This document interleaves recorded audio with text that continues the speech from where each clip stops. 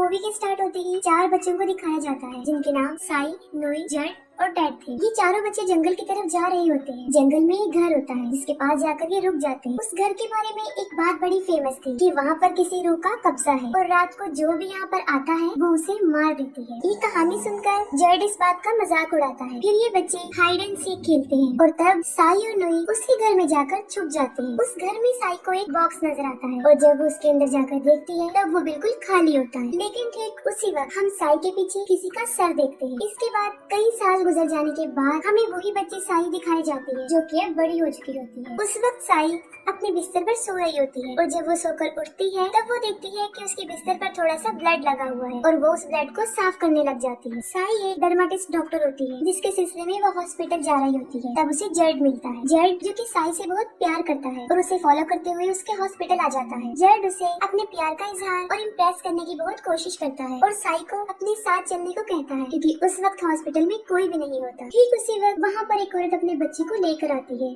जो कि इंजर्ड होता है और साई फौरन उस बच्चे का ट्रीटमेंट करती है। वो औरत साई को बताती है कि कल रात उनकी नेबर्स की मुर्गियों को करासू ने खा लिया है और उसका हस्बैंड साई और जड को बताता है कि कुछ गांव वालों ने करासू को देखा भी था। करासू एक डीमन सोल है जो सिर्फ रातों को निकलती है, जो रात को घूमने वालों और जानवरों का शिकार करती है। करासू से जान बचाने के लिए वो औरत उन्हें मशवरा देती है कि रात के वक्त अपने डोर और अपनी विंडोज को बंद ही रखना। जब वो लोग चले जाते हैं तब साई जड को बताती है कि वो अक्सर नोई को काफी याद करती है और नोई वही बच्चा है जो उस रात को साई के साथ उस घर में छुपने गया था। साई कहती है कि मुझे तो उसके बारे में ये भी नहीं पता कि वो कहाँ है और क्या कर रहा होगा। रात के वक्त साई जब अपने फादर और दादी के साथ डिनर कर रही होती है तब उसे पता चलता है कि उसके फादर आज रात करासू से प्रोटेक्शन के लिए पेट्रोलिंग करने वाले। इसके बाद साई की फ्रेंड वहाँ पर आती है जो जड वाले मैटर को लेकर उसे काफी बातें सुनाती है और साई से उनकी शादी के बारे में पूछती है। लेकिन साई इस टाइप की किसी भी बात से इनकार कर देती है। रात को जब साई सो रही होती है तब उसे ख्वाब में वही जंगल वाला घर और यहाँ तक कि करासू भी वहाँ पर उसे नजर आ जाती है। और सुबह जब साई सोकर उठती है तब वो देखती है कि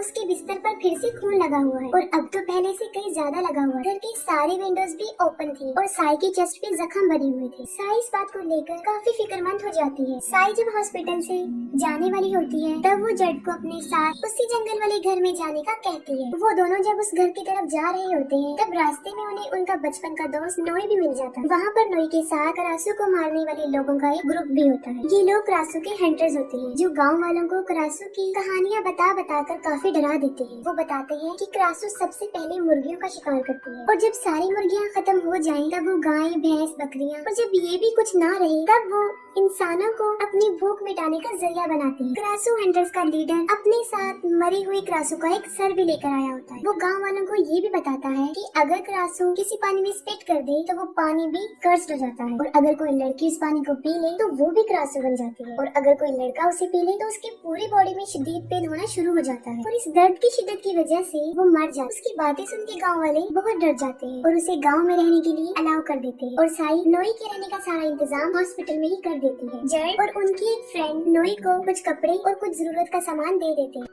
दूसरी तरफ साई को कुछ अजीब सी फीलिंग हो रही थी और वो जड को कहती है कि वो अकेले ही जाना चाहती है और ये कहकर वो अकेले ही चल पड़ती है। अगली सुबह जब साई सोकर उठती है तब उसके बिस्तर पर फिर से बहुत सा खून होता है और इसके साथ ही उसे खून वाली उल्टियाँ भी लगती है और साई को पता चलता है कि किसी ने भैंस को मार कर उसे खा लिया और जाहिर है सबका शक करासू पर ही था। तभी नोई साई को बताता है कि जड ने भी उन हंटर्स का ग्रुप ज्वाइन कर लिया है और वो जड को समझाता है कि ये लोग अच्छे नहीं है, तुम इन्हें ज्वाइन मत करो। लेकिन जड नोई की एक नहीं सुनता और कहता है कि मैंने गांव वालों की हिफाजत के लिए ही इस ग्रुप को ज्वाइन किया है। और रात को जड करासू हंटर्स के साथ जब पेट्रोलिंग पर जाने लगता है तो उससे पहले वो साई के पास आता है और उसे एडवाइस करता है कि वो दरवाजे और खिड़कियाँ बंद रखे और ये कहकर वो वहाँ से चला जाता है। फिर साई को अजीब सी फीलिंग होना शुरू हो जाती है और साथ साथ उसे शदीद पेन भी होता है और देखते ही देखते साई करासू में बदल जाती है और यहाँ पर एक बड़ा राज खुलता है कि साई ही असल में करासू थी और हर रात जो वो ख्वाब देखती थी वो कोई ख्वाब नहीं थी बल्कि वो सब उसके साथ हकीकत में होता था। इसी दौरान साई की फ्रेंड का बेटा गायब था और वो उन्हीं करासू हंटर्स के पास जाती है और तभी वो करासू यानी साई हवा में फ्लाई करते हुए नजर आती है और वो हंटर उस पर गोलियां चलाना शुरू कर देते हैं और तभी जड उस औरत के बच्चे को वापस ले आता है और वो करासू साई जब वापस जा रही होती है तब नोई उसे देख लेता है। नोई उसका पीछा करता है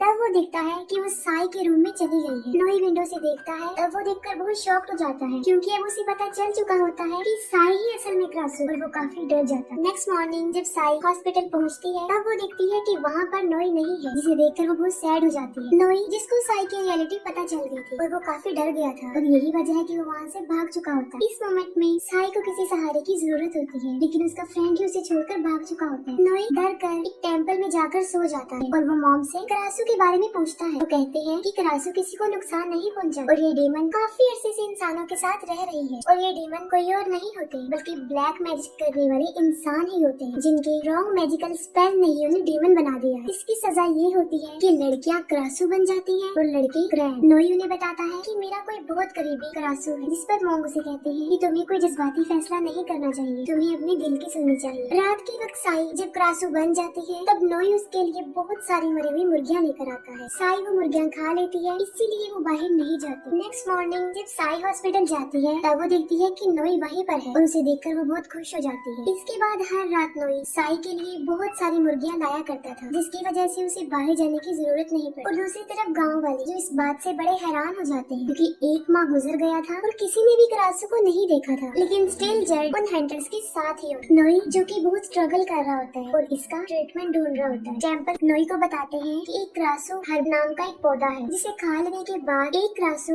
नॉर्मल इंसान बनना शुरू हो जाती है। साई हॉस्पिटल में एक बच्चे का ट्रीटमेंट कर रही होती है, तभी नोई वहाँ पर आ जाता है और वो साई को एक जूस देता है, जिसे वो पीकर रख देती है, और वो बच्ची साई का बचाया हुआ जूस पी लेती है। उसका जूठा पीते ही वो बच्ची भी कर्ज हो जाती है और अब वो भी क्रासू बन चुकी होती है। रात को उसके पेरेंट्स जब उस बच्ची को क्रासू बनकर देखते हैं तो वो काफी डर जाते हैं। वो क्रासू हंटर्स को बुला देते हैं। क्रासू हंटर्स ग्रुप का लीडर उस बच्ची क्रासू को मरी हुई छिपकली का लालच देता है और उसे अपने पास बुलाता है, और जब वो बच्ची उनकी ट्रैप में फंस जाती है, वो उसे शूट कर देती है और उसका दिल निकाल लेती है। डैड बच्ची के पेरेंट्स से पूछता है कि ये क्रासू कब से बनी है, जिस पर वो कहते हैं कि हॉस्पिटल से आने के बाद वो क्रासू बनी, और अब डैड को साई पर शक हो गया कि वो ही असल में क्रासू है और उसकी वजह से ही वो बच्ची भी क्रासू बनी। साई इस बात को लेकर काफी सैड होती है कि उसकी वजह से एक बच्ची की जान चली गई है और वो उस बच्ची की तरह इन क्रासू हंटर्स का शिकार नहीं बनना चाहती। और नोई यहाँ पर भी साई का साथ देता है और साई उसे अपने साथ जंगल में चलने का कहती है, क्योंकि वो घर हर रात को साई के ख्वाब में आया करता था और साई समझती थी कि शायद वहाँ पर इसके इस मसले का हल मौजूद है, जो कि साई पर नजर रखे हुए था, और वो साई और नोई को जाते हुए देख लेता। साई और नोई जंगल में उस घर के पास पहुँच जाते हैं और साई को वही क्रासू हर्ब मिल जाता है। साई जब उसे खाती है तब उसे अच्छा फील होता है और वो दोनों खुश हो जाते हैं, क्योंकि इस पौधे को खाने के बाद साई उस कर्ज से आजाद हो जाएगी और उसे शिकार करने के लिए किसी को मारना भी नहीं पड़ेगा।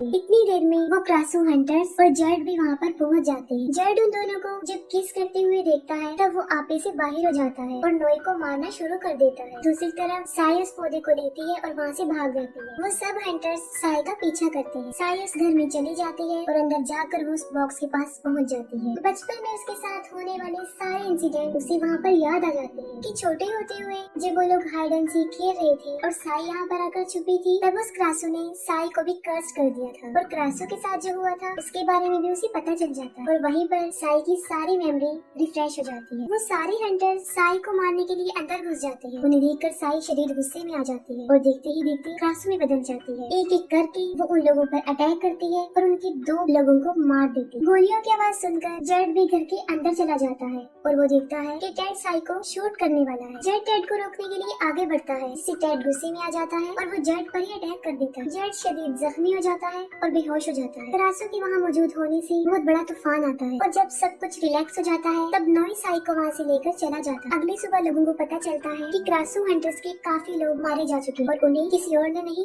बल्कि क्रासू ने मारा। और उन मरे हुए लोगों में गाँव के भी कई लोग थे, जिन्हें देखकर गाँव वाले और ज्यादा भड़क जाते हैं और तभी वहाँ पर टेड जख्मी जेड को लेकर पहुँच जाता है। टेड जेड के पेरेंट्स को बताता है कि इसकी ये हालत क्रासू ने की है। कल रात जब वो क्रासू का पीछा करते करते जंगल में पहुँचे थे तब क्रासू ने उनके 2 साथियों को भी मार दिया। और यहाँ पर वो ये राज भी खोल देता है कि साई ही असल में करासू है। ये सुनकर गुस्से वाले लहजे में सब गांव वाले साई को मारने का डिसीजन लेते और गुस्से से वहाँ से भाग जाते। इन सब की कन्वर्सेशन नॉय सुन लेता है और वो सुनते ही साई की तरफ भागता है ताकि वो उसे सारी बात बता सके और इन लोगों से उसे सिक्योर कर ले। साई जो कि पेन को बहुत महसूस कर रही होती है और साथ साथ वो उन पौधों को ढूंढती है और उन दोनों के किस करने की वजह से नॉय को भी वो दर्द होना शुरू हो गया और फाइनली वो भी कर्स्ड हो जाता है। साई के फादर गाँव वालों और उन हंटर्स को ऐसा करने के लिए रोकते हैं, जिसके बदले में वो लोग कहते हैं कि वो साई को भी मार देंगे और उनका घर भी जला देंगे। इसी दौरान साई के फादर साई को घर के बाहर बुलाते हैं। साई जो कि वो प्लांट खा चुकी होती है जिससे वो क्रासू में नहीं बदली और वो बाहर आ जाती है। टैडू से देखकर काफी हैरान हो जाता है कि वो अभी तक क्रासू नहीं बनी। वो सबके सामने साई पर क्रासू होने और गाँव के लोगों के मरने का इल्जाम लगाता है, जिसके जवाब में साई उल्टा टेड और उसके साथियों पर इल्जाम लगा देती है। वो सबको बताती है कि कल रात टेड और इसके साथियों ने मुझे किडनैप कर लिया था और मेरे साथ जबरदस्ती करने की भी कोशिश की और वो कहती है कि जड ने ही मुझे इन लोगों के हाथों से बचाया है और टेड को मजबूरन वहाँ से भागना पड़ता है।